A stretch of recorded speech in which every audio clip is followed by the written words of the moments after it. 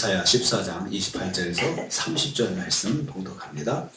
이사야 14장 28절에서 30절 말씀입니다. 같이 봉독합니다. 아하스 왕이 죽던 해에 이 경고가 임하니라. 블레셋 온 땅이여, 너를 치던 막대기가 부러졌다고 기뻐하지 마라. 뱀의 뿌리에서는 독사가 나겠고 그 열매는 날아다니는 불뱀이 되리라. 강한 자의 장자는 먹겠고 궁핍한 자는 평안히 누우려니와 내가 내 뿌리를 기근으로 죽일 것이요 내게 남은 자는 살육을 당하리라. 아멘. 아멘.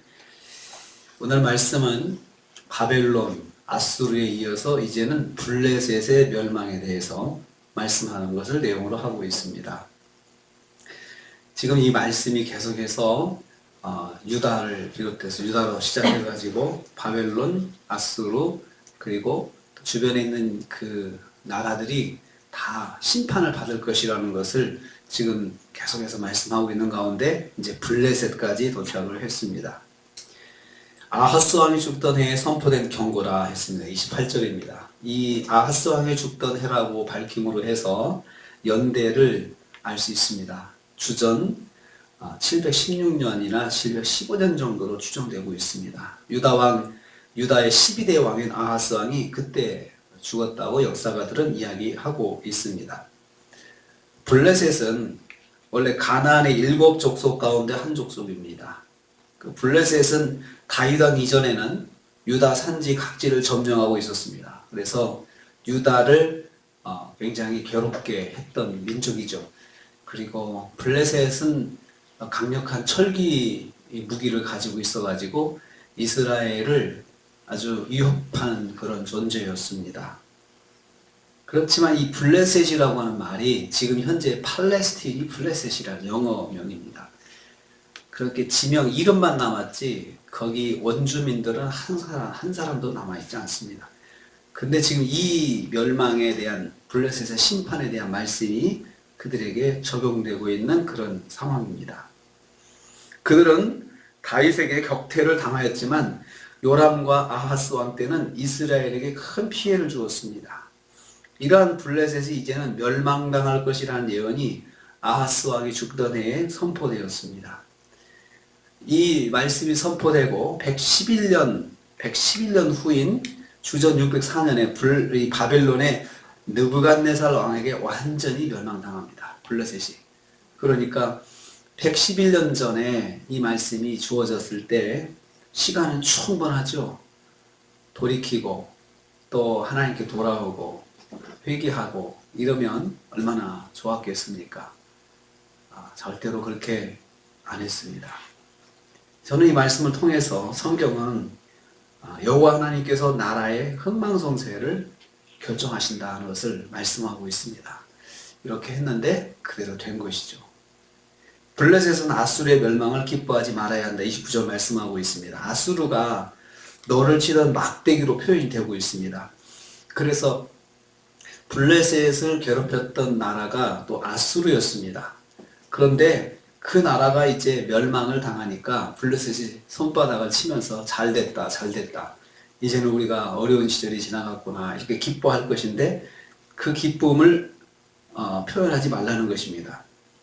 구체적으로는 주전 722년에 사망한 아수르의 살만에셀을 지시합니다. 이 너를 치던 막대기는 구체적으로는 아수르의 살만에셀 그 왕을 말합니다.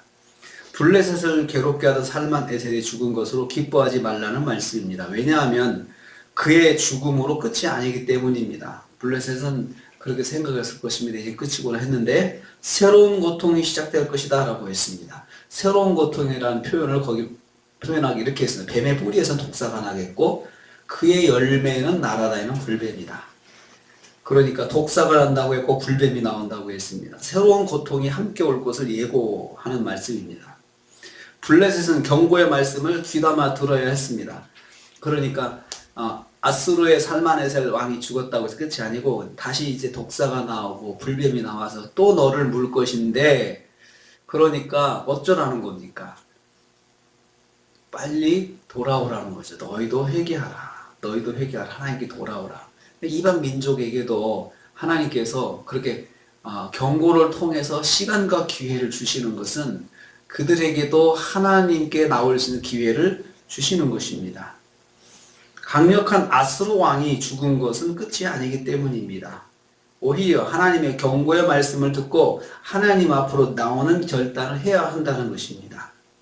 우리는 이걸 통해서 깨닫습니다. 고통이 사라졌을 때 그것으로 안도의 숨을 쉬지 말고 새로운 각오로 하나님을 만나야 된다는 것입니다. 지금이 기회구나. 하나님께 나가야겠다. 이렇게 생각을 해야 된다는 것입니다. 세 번째로 블레셋의 남은 자들까지 멸망을 당할 것이다 라고 30절 말씀합니다. 블레셋이 멸망을 당할 때 유다의 가난한 자들에게는 배불리 먹을 수 있는 기회가 올 것입니다. 가난한 자는 유다의 가난한 자들이죠. 그리고 궁핍한 자도 유다의 남은 자들입니다. 그들에게는 새로운 기회가 옵니다. 유다의 가난한 자들이 평안히 누울 시간이 올 것입니다. 하지만 그 시간에 블레셋은 조금 남은 뿌리조차 죽임을 당할 것이다 말씀합니다. 기근으로 말라 죽게 될 것이다. 뿌리 같은 그런 존재로 남은 자들조차도 블레셋에 이제 남은 몇 사람들조차도 하나님께서 남기지 않고 그들도 무자비하게 사육을 당하게 하신다는 것입니다. 그래서 블레셋이란 민족이 남김없이 사라지게 될 것이다 말씀합니다. 뿌리도 남지 않고 사라지는 심판을 블레셋이 받게 될 것이다 이렇게 말씀을 했습니다. 그래서 지금 팔레스틴에 가면은 블레셋 민족은 없습니다. 없고 아람 민족들이 거기에 살고 있죠. 하나님께서는 블레셋 족속을 남김없이 역사 속에 사라지게 심판하셨습니다. 그래서 이 말씀이 그대로 이루어졌고, 그리고 우리 이 말씀을 읽으면서 그 땅이 지금 가자 지역이 블레셋의 본거지거든요. 지금 그 가자가 거기에서 끝없이 심판이 그 전쟁이 일어나고 거기에 있는 사람들이 그냥 평안히 살지를 못하고 있습니다. 하나님께서 역사를 통해서 민족을 심판하십니다. 그래서 인간의 생사화복, 한 국가의 생사화복, 이것을 결정하시는 분은 하나님이십니다. 그래서 이 말씀을 들을 때 블레셋 가운데 영의 눈이 열려있고 영의 귀가 뚫려있는 그런 심령이 있었다면 정말 민족을 변화시키고 하는 그러한 운동을 하지 않았겠습니까? 그런데 그 나라 가운데 이 말씀을 듣고 깨닫는 자가 한 사람도 없었고, 그렇게 한 사람도 없었던 이유는 자기들의 힘이 그래도 강대했기 때문에 그 땅 가운데서는, 그 지역에서는 강대한 민족이었기 때문에 자기들의 힘을 믿고, 우리가 성경 보면 다윗이 굉장히 블레셋 가서 그 정말 어려울 때 블레셋에 도망가 가지고 도움을 받고, 또 거기서 그냥 참 자기가 정신 나간 사람처럼 행동도 하면서 블레셋에 의지했던 그런 나라가 바로 블레셋입니다. 근데 그 블레셋이 아수르 못지않게 교만하여서 그래서 하나님께 심판을 받게 되는 것입니다. 하나님께서 심판하시겠다 그러면 심판하시는 것입니다.